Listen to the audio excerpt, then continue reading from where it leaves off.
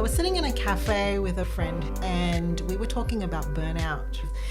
And I was like saying to him, every place that I turn to is like psychologist this and illness that. I said, wouldn't it be great if somebody could build a center for effective living that brings the dignity of saying you get to live a life, though it's hard and there's suffering and pain, it's effective because you are being authentic to yourself, you're growing and you're doing the best that you can.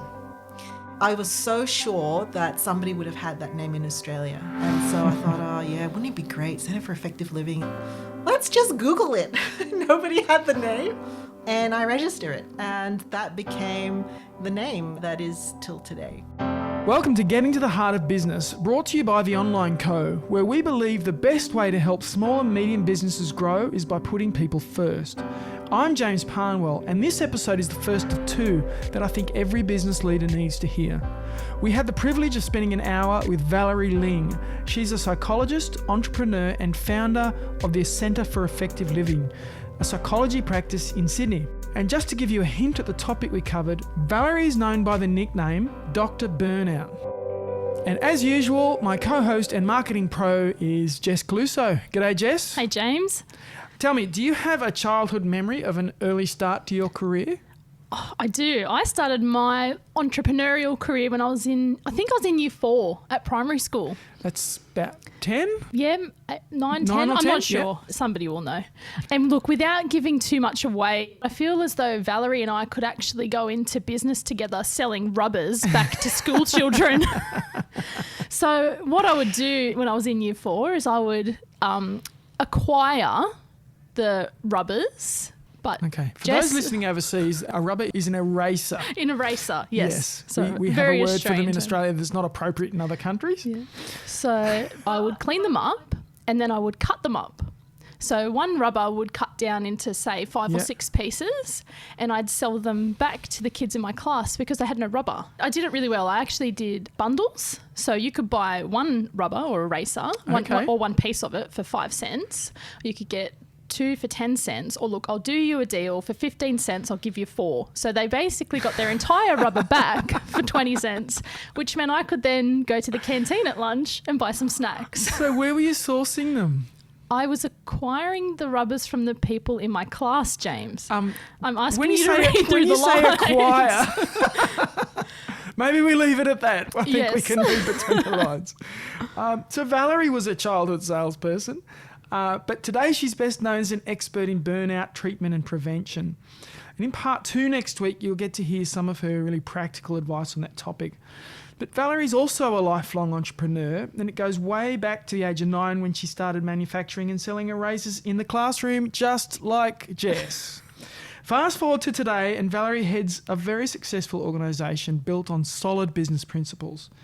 She's always dreaming up new ways to lift her organisation to new levels, and I think you're going to gain a lot from her business insights. Welcome to the podcast, Valerie. Thanks for having me. Now, your journey into psychology was a bit of a long-winded one. You didn't land there immediately. Tell us that story. So I didn't even know what psychology was, to be honest with you. I started university at a time when psychology was part of a broad arts education, right? So it was after the HSC, no idea what to do. And I'm like, okay, music is my first love. You know, that's the one thing, if you trace through my whole life, music has always been the thing for me.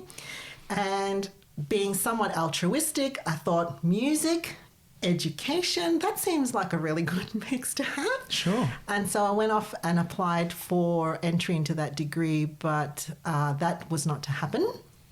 And so here I am sitting thinking, well, now what, right? And I'm Asian, and Asians tend to think, well, I should go and do something with my ATAR, or back then it was your TER. How much did I get? Which course should I get into?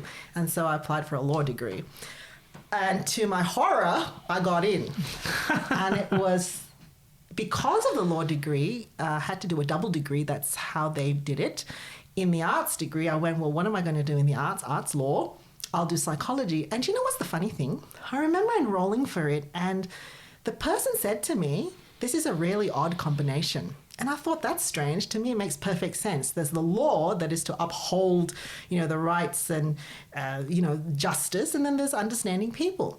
So I went and did that, and I cried for a year of law. Hated it. That bad? Yeah. So in my arts degree, I experimented with a few things and eventually discovered that, this psychology thing is not bad. I think I'll stick with it. Okay, so then you completed your degree in psychology. I did. Then I met a boy who was from overseas in Singapore. And I started dating in my first year. It was very inconvenient because then I had to think, well, if this relationship is going to go anywhere, I may have to move or he has to move. So it turned out that I moved and I went to Singapore and I practiced as a psychologist and had a really rough time getting that going. And then I came back to Australia, retrained, and became a clinical psychologist instead of what I was originally going to be, which was an organizational psychologist. Okay. You then started a business, but your kind of entrepreneurial spark started quite early in your life. Tell us, how old were you when you kind of first felt that? Probably 9. Right. Yeah, I was really, really young. My dad would teach us how to keep bank accounts, like in an exercise book, debit, credit, balance. So I'm 9 years old and I'm in Malaysia. So it's a simple exercise of here's how you learn how to have a shop. You make some boxes and things and then you make paper money and then you guys play pretend shop. And I just thought it was a great idea to actually sell some of my stationery with real money, right? So if I took one of my erasers and I cleaned it up nicely and I kind of cut the edges off, I could actually get 3 little erasers, right? And like, why go paper money? Let's just do real money. Yeah. So that doesn't really get looked upon very well. Right, when you're in primary school. Teachers are seeing trade go on in the classroom and they were discouraging of that. Yeah. Okay. I'm 13 and I'm having music lessons and I think to myself, it's a great idea to go and put out some flyers around the neighborhood and tell kids I can teach them. Okay. Like, no cred, no actual, like I'm 13. But yeah, I go and get myself a bunch of students and they come home and I think my parents were supportive of that. Okay. But when you kind of have to become an adult, it's like, well, that was nice, but now you got to go and do something real and proper, right? This is like the surest, securest way to get money and to earn an income. I call it linear thinking. So go and do the right course in the right university, get the right job so you can move into the right suburb, buy the right house and buy the right car, blah, blah, blah, blah. Provide for your kids, have a nice retirement. Yeah. And in your mind, something dies inside going, oh, that's boring. Well, I was fairly sort of compliant, I think, those early years. But, adversity kind of breeds things in you where you kind of get a little like, how am I going to get myself out of this? So one of the first things was the boy that I met in university had to go back to Singapore. And so the first job I landed to get me into Singapore was a startup. Would you believe it? Yeah, right. My first encounter of this thing called a startup. And by the time I landed in Singapore and started the job, the psychologist that they got left. The senior and the number 2. So their content developers and their delivery persons left. Comes me, fresh out of university. Oh, wow. And I think I just didn't think anything about it. I was like, well, I've got a job. Apparently, they need some products made and delivered. And so I just invented. I just made it happen. Products, trainings, deliveries. I even created a little Excel scoring thing that produced reports to hundreds of clients through this little Excel formula. Right. So I think I've always had an entrepreneurial bent. I can't help it. But it's really another thing when you actually have to use that for yourself. And that was hard when you kind of go self-employed. Okay. Really hard. So you had to take that leap at some point and actually came out of quite a difficult circumstance in your life. Yeah, absolutely. Can you tell us a bit about that? Yeah. So at this point in time, it's 2009 and I am in Singapore. Yeah. And, you know, I have young kids. They're really, really young. I'm tired. I'm exhausted. You know, my skin is as dry as, you know, there are bags under my eyes. There's this photo that I have holding one baby and there's another one beside me, and I'm smiling and I'm looking and I'm thinking, man, you look horrible. You have no idea. Then I get pregnant, and I was at that point in time finishing up my master's. So I did a master's in clinical psychology with the babies in tow, and there is a job waiting for me. Then I fall pregnant, and I'm like, well, I'm going to be a mom again, so I guess I'll resign. And so I did. And we were living in Singapore at that time, and I was not really familiar with the medical system. And so my first medical appointment really was too late into the pregnancy. And I discovered that I actually had miscarried. And I had a fairly traumatic miscarriage experience in a foreign medical system. Okay. There were no markers to help me to see when it was an emergency or not. Right. And I actually went to church. I'm a minister's wife, and it's a nightmare, a medical nightmare in church. Someone picks me up and says, you need to go to the hospital. So that all, you know, was very, very sad. But what it meant was I didn't have a job. Yeah. And so I'm going, what am I going to do? I've resigned, right? And I think, well, I actually had this idea in my 20s that one day I'd really love to have a company called DCPI. And I say, well, okay, I might as well register that. Yeah. And I think to myself, DCPI means, it was a really absurd name, development, consulting, psychological, I don't even know what the I was. Maybe international, yeah. I think I had some global aspirations. We'll make up the I. Yeah. And so I registered myself as a sole trader in Singapore. And you know what's the phrase that my husband and we say, which is kind of less used these days? And I go, desperation breeds greatness. Josh, desperation breeds greatness. I'm just going to go in this direction. Yeah. And so I start this business, which at the time, the first gig we got was to run cognitive assessments in the forensic system, young offenders. Right. So these are people in the criminal system, the juvenile justice system in Singapore. Mm-hmm. So you're now on your own, so to speak. You're self-employed. And off the back of all of those things in your childhood, the desire to innovate and do new, fresh things and an environment that encourages safety and all of that now landed. And here you are with your own business. Yeah. I have a friend who talks about entrepreneurs and that basically we all have something wrong with us. His theory is, he calls it the brain dead gene. He goes, why? Why would a sensible person who could go and get a nice safe job, go and do something mad, take all this risk? The beauty of it is that that's where all the new jobs, all the new economy, all the creativity, all the improvements are happening with these crazy people. So you joined us. You joined the crazy people. Well, there you go.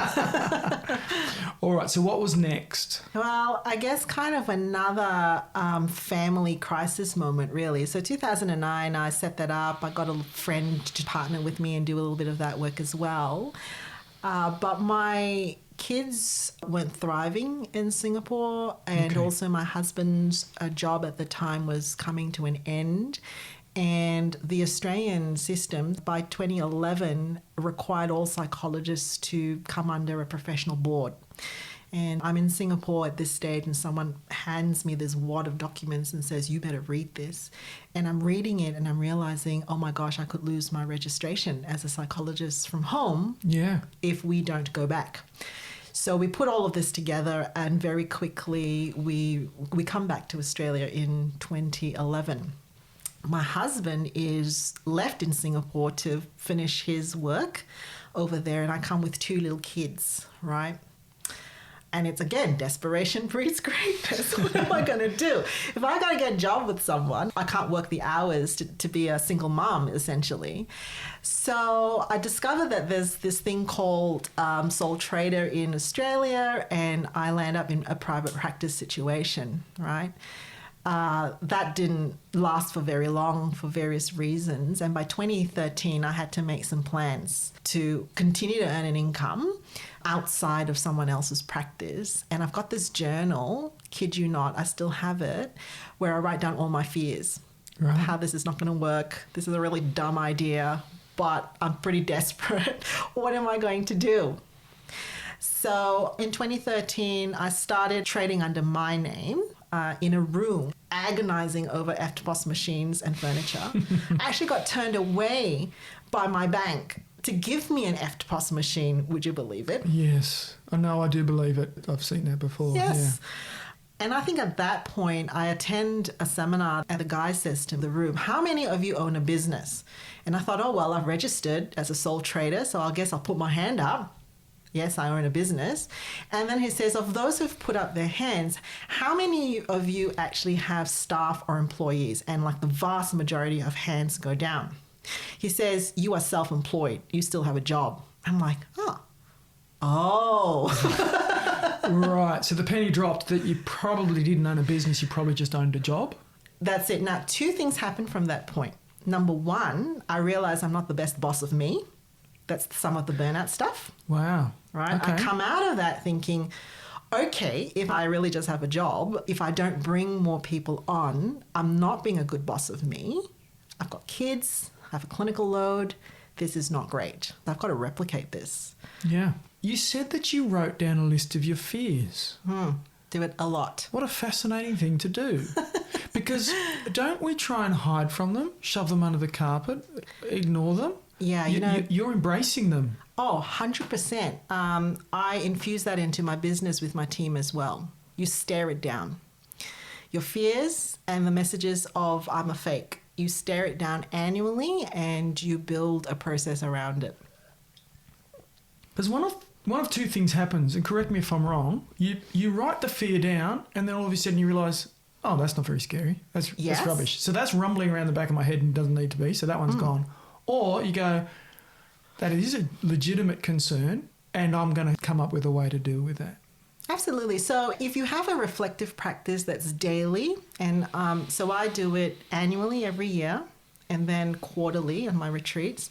But if you have a reflective practice daily and you're actually cataloging your wins and the things you're actually grateful for, then some of these fears get put into a context that says, oh, well, that's actually not really true, or that's really not as scary as it seems to be, right? So an example would be that I have a fear of being misunderstood. Like what I will say will be taken out of context. Okay, yeah. So, there was a time when I wouldn't do anything that was recorded. Nothing.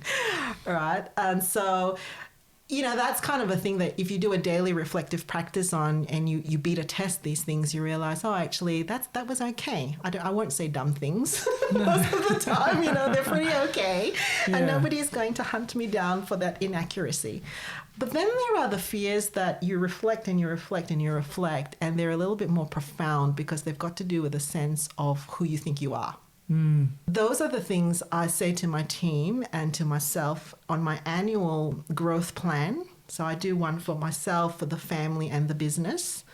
They're the ones you say, I'm going to face you. So about a year or two ago, and this is really self-revealing now, but I've said it to a lot of people. When you're a business owner and you're a psychologist, have you ever read that book, The E-Myth? I have. Yeah. Michael Gerber, yeah. Yeah. There's a bit of a grief, right, when you go from a technician to a leader because you leave your craft. Yeah, you have to drop it, yeah. Yeah, and you feel like, as a psychologist, you feel really guilty about that. Right. And then you start to feel like a phony because, you're not doing the clinical work anymore, you're leading now. And so I had these big messages for myself a year or two ago, which says, you've let the profession down. Man, try wearing that on your shoulders. Yeah. And I had to stare that down and say, okay, what's the evidence for this? Okay, yes, I know things about burnout. I know this. I had to identify 2 critical areas that were really, really impacting me. And for that year, all professional development events and reading was only in those areas. It's like going to the gym, right? And I can absolutely tell you by the end of the year, I kicked that in the butt. You know why? Yep. I realized that, I do know this stuff and I'm using it in every space of my life. Yes. I may not be doing it a lot as a psychologist, but I'm supervising others. I have friends. I have, You're helping people on this podcast right now with your knowledge. Yeah. Yeah. And so potentially you were helping one-on-one. Now you're helping multiples. You're potentially helping more people. Yeah, I'd like to think so. Well, you're being modest, but I'm sure you are. So we were talking about 2011 and kicking off and the realisation that you needed to scale. Well, we're 10 years down the track now. My goodness. And you've got a thriving centre with about 10 staff. Tell us about that growth journey. So between the years of 2011 and 2014, I really realised that I need to take myself out of it. I don't know what it's like for you, James, but I stunt my own growth when I have to talk about me and sell me. That's why I was really anxious about today. And the name Valerie Ling needed to come out of the business. It just didn't represent who I was. And so I registered a company and called it the Centre for Effective Living. And guess what? It was just me. And yes. I felt like such a fake. People would ask me, so what's your business? Oh, Centre for Effective Living. Oh, yes. And I had one room and one human being, me. And it was a centre. Yeah. And for years, I was embarrassed about that name. But it was a vision. It's not just about illness. It's about restoring people to the dignity of living their full lives. Right. And if I'm going to do this in any way or form without me burning out myself, which is the realization, I need help. I need to bring others. And the best way I know how to do that is to remove my name and to make it something that's more than me. So I registered that and brought some people on. Yeah. So that's absolutely going down Michael Gerber's E-Myth process of... Didn't know it though. Yeah. Wasn't really into reading business books then. Yeah. I was still a mum. Remember that? Yeah. Just a mum. Trying to do pickups and drop-offs, do my work, not burn out as well, and thinking, okay, I need help. So tell me how you came up with the name for your business. I was sitting in a cafe with a really lovely friend who was still an inspiration to me, and we were talking about burnout, right? Particularly at that time. We were looking at burnout in the clergy space, and then I was looking at it from a mental health perspective. I'm like, well, it's not just clergy, people in general are suffering from this.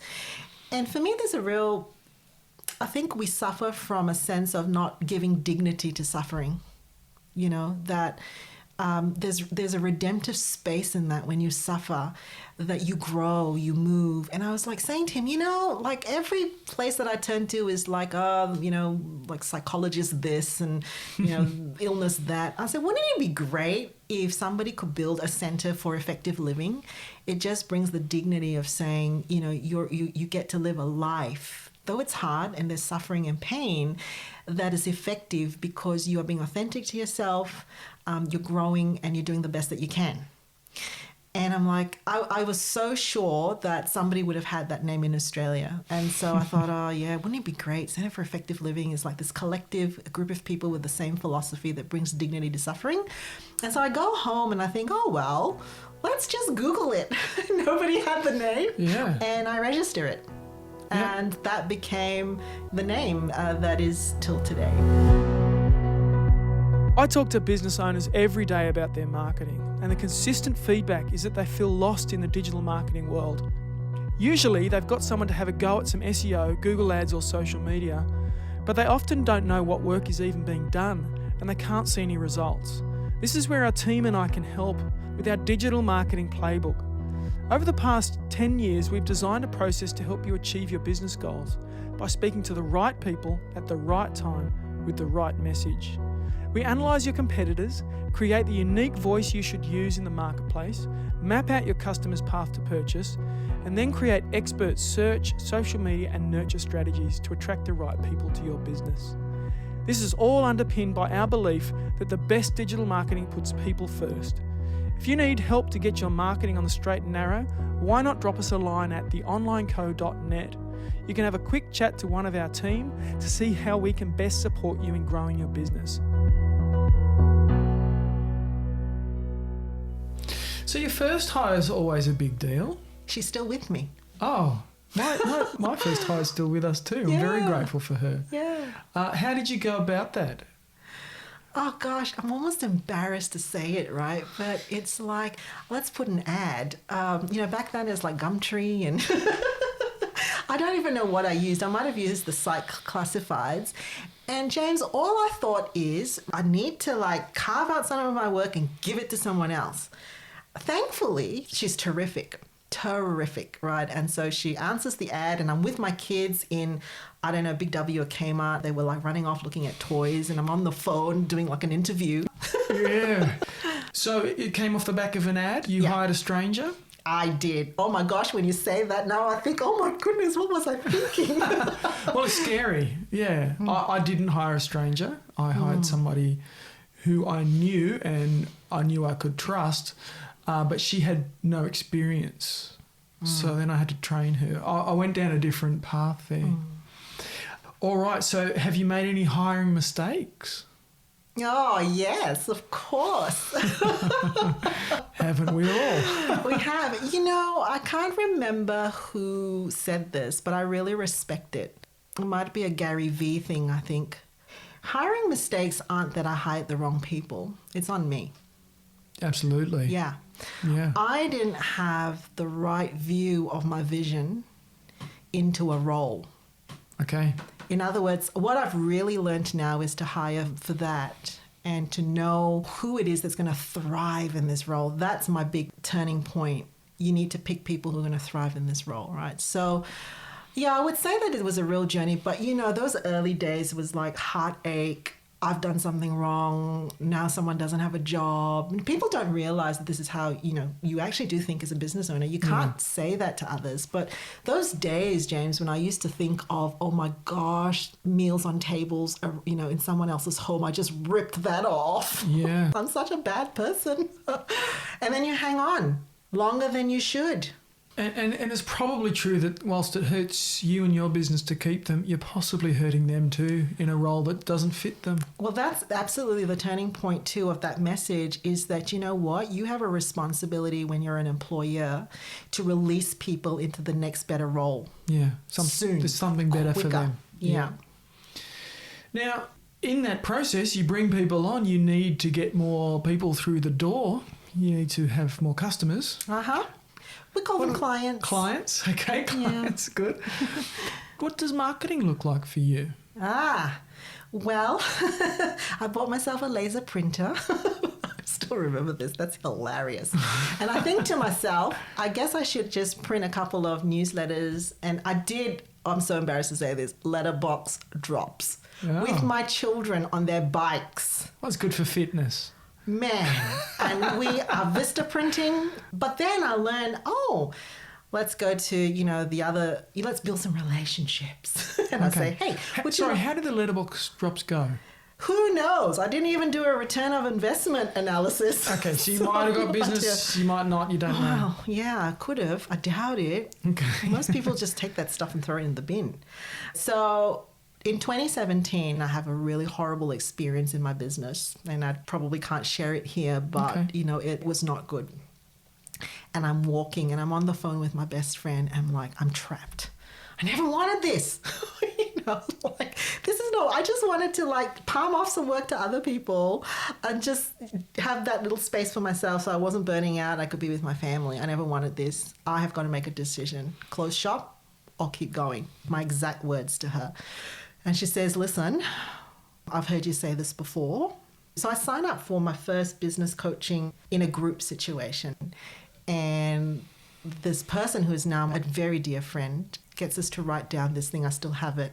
And she says, what's your revenue now? Write it down. I'm like, okay. And where do you want to be? I don't want to be. Get me out of this right now. Yeah. And I write it down. I just think, okay, here's the revenue. This will be the revenue I want to get. And that is what it is today. And this coach teaches me that marketing is messaging. It's communicating more of your intent to more people than just the one that's sitting there. Yeah. Right. And it takes a lot of cogs in my head to accept that. And this is the time now where digital marketing is starting to come up. So 2018, I signed up with my business coach and my dear friend. And she's like, you got to get on social media right now. I was like, what? She's like, 90-day challenge, all of you, every day, Facebook Lives. I'm like, good grief. You got to be kidding me. And I'm not a girly girl. It's not about the makeup and all of that. It's the whole thing of being misunderstood. Someone's going to hunt me down because I have recorded something that's inaccurate.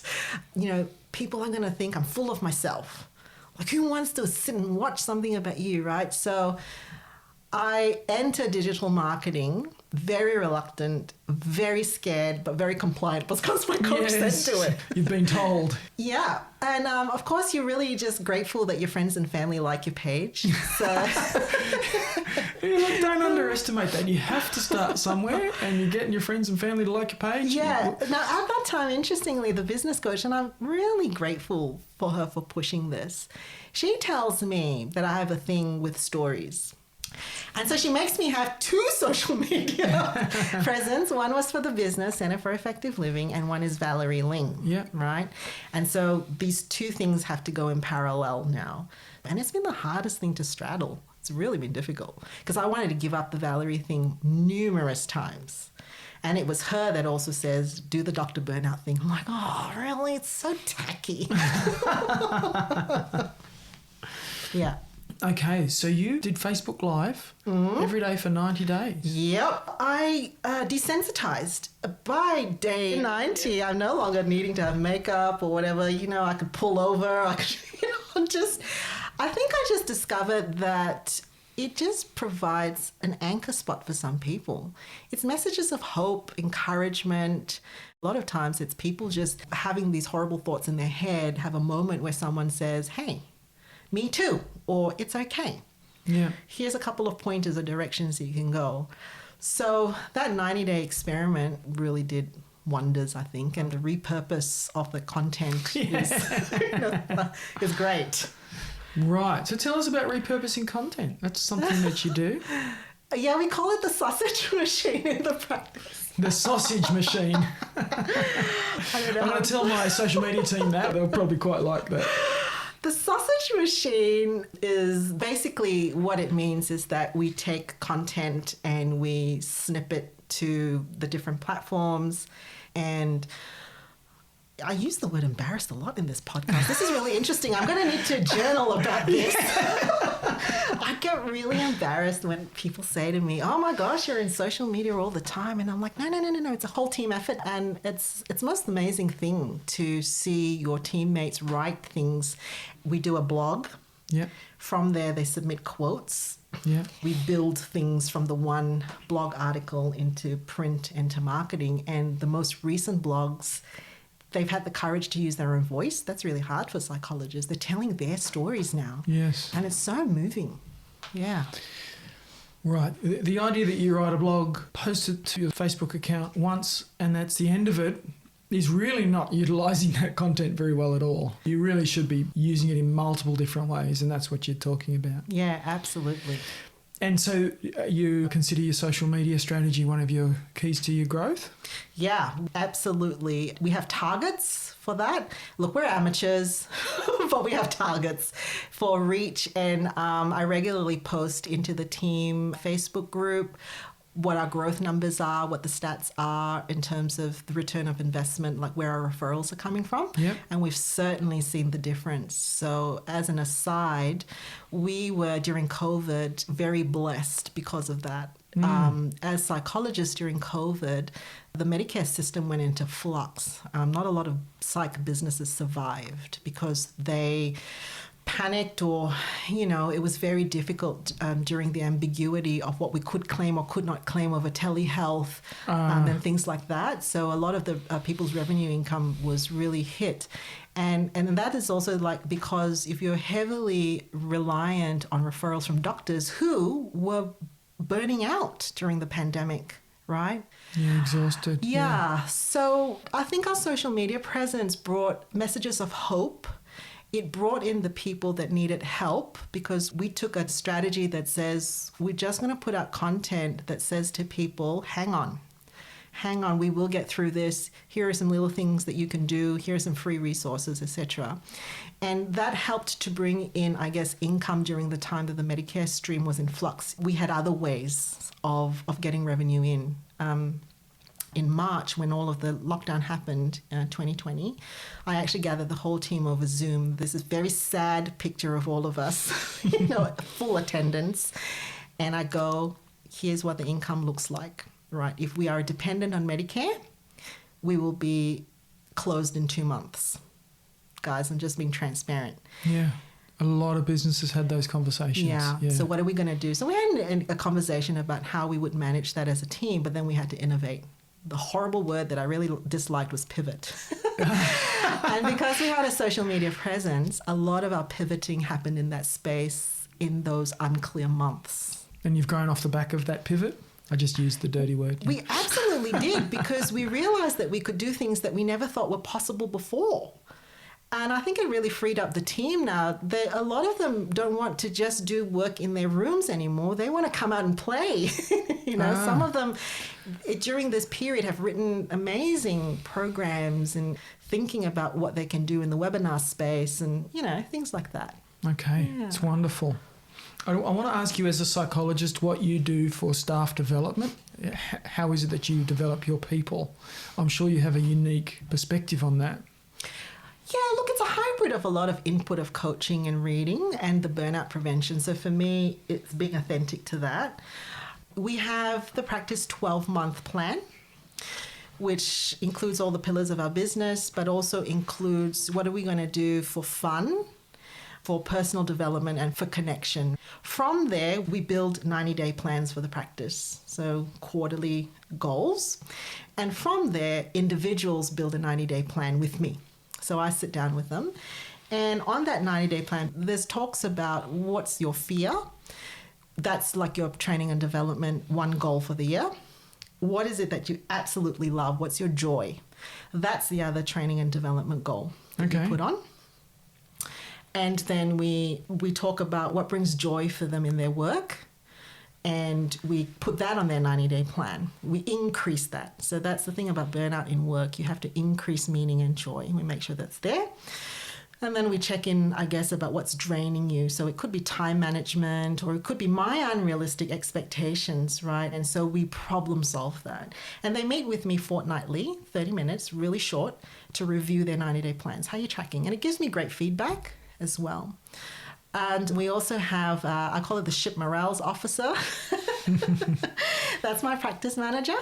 And she briefs me on how the team going, what's she picking up from the team, what do they need. And that filters into our fun things. We're going axe throwing apparently next quarter. Oh, wow. Or for Christmas, she told me I wanted to do the whole, yes, we made it, let's go party, everybody. And she said to me, actually, Valerie, they just want something quiet. They just want to be in the practice. I'm like, I'm willing to spend money. Like, let's go. She says, no, they just want to come back home. Isn't that lovely? Yeah. They want to have somewhere quiet and they want to bring food and share. I'm like, okay, well, let's do that. Yeah, lovely.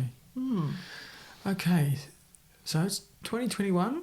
You clearly are a visionary and you think in the future. What's 2031 look like? Oh, I hope to be international. I hope my husband and I are still alive. We'd love to have an international, I guess I'll use the word ministry because he's a pastor. Our kids will hopefully all be grown up by then. And Josh and I would love to give back, I think. We hope to not have to earn income by then. We hope that everything that we do now is kind of a reverse pay it forward, if you like, which says that we can actually give of our time and encourage people around the world in our passion interests. Yeah. I love speaking, I love training, and Josh loves being a pastor. That's what we'd love to be doing, yeah. Sounds fantastic. So essentially you're helping people now, and in 10 years you'd like to be helping an awful lot more people. Yeah, absolutely. And I would absolutely love every single person who has worked in the Centre for Effective Living to carry that little vision in them that we give back, we pay it forward. We don't get trapped in what's impossible. We constantly think in what's possible. That was Valerie Ling. You can find out more about her work at valerieling.com, and her last name is spelled Ling. She and her team of psychologists work at the Centre for Effective Living in Sydney, and you can learn more about that by heading to effectiveliving.com.au, and she also has her own podcast called Dr. Burnout. Now, Jess, there's lots of great marketing principles there. There wasn't there? I reckon I would like to hear more about the sausage machine. Oh, me too. No, the sausage machine, that is one takeaway that I think no matter who is listening, no matter what point you are at in business, that it's a really good takeaway for everybody. So effectively what Valerie is saying is that she'll create one piece of content, and so it might be a blog article, and the sausage machine principle is that she'll turn that one piece of content into multiple pieces of content by chopping it up and breaking it down and using it in a lot of different ways. So she mentioned that she puts her content in a format that it can be used both in digital and in print. Yes. Which is just fantastic. You know, her target market will receive marketing in both of those forms. Yeah. So for her to create that blog, chop it down, use it as different social media posts, use it as quotes, she can do short videos on, she can use it in different elements and aspects of her website, she can put that into pamphlets, and she might do some letterbox drops again, although I'd love to get your thoughts on the pamphlets and the letterbox I'd drop. love to talk about the letterbox drops, but I think perhaps people are discouraged from social media by the amount of work involved. And if you have to write an article and it takes 2 hours or something, you write that blog and then you post it, and it gets 1 comment and 3 likes, and you think, well, that's a waste of time. Whereas potentially within that blog is 10 posts, that's right, 3 videos, 2 emails. There could be 24 pieces of content from that one blog. It'll be found on Google. There's all those things. But yes, your question about pamphlets. Now, Valerie had a bit of a laugh at herself because she didn't know if it worked or whatnot. And I guess the obvious question is pamphlets a good idea? And probably in her case, it probably wasn't. But what I do want to say is that I would prefer someone to do a pamphlet drop than do nothing. That's a good point. Because what you're choosing is, do I say something to my potential target market, or do I choose silence? And saying something's always better than silence. Saying nothing, right? Yeah, well, I mean, you miss 100% of the shots you don't take, right? Exactly. So, and there's really something to be said about getting started, taking a step and moving. And it's possible that the first step's a failure. And Phil Callaghan last week talked about that as well. When he first launched his website, it didn't work very well, but that was a first step, and it enabled him to take a second step and a third step. And really, Valerie's just taken that first step, probably wasn't the right one, but then she's taken the ongoing steps. Yeah, and then that first step is the important one. Right or wrong, it's the important one. Get moving. Yeah, do something. Say something. something. Yeah. Then what she's done is she's started to get strategic about it, and she's done things like the 90-day challenge. With Facebook Lives, every day for 90 days. And the 90-day plan, as well as the 12-month goals. And that 90-day principle is really important because our businesses revolve in 90-day cycles. So we need to set goals and plans for 90 days, as well as for 12 months. So then you end up with 4 quarters. And I think this is something that we cover in the playbook. When we set out a 12-month rollout plan, we break it into 4 quarters. And then we've got clear milestones for marketing across an entire year. And that takes marketing out of the, I think I'll do something, or I'm having a go at something, to, no, we're strategically pursuing something.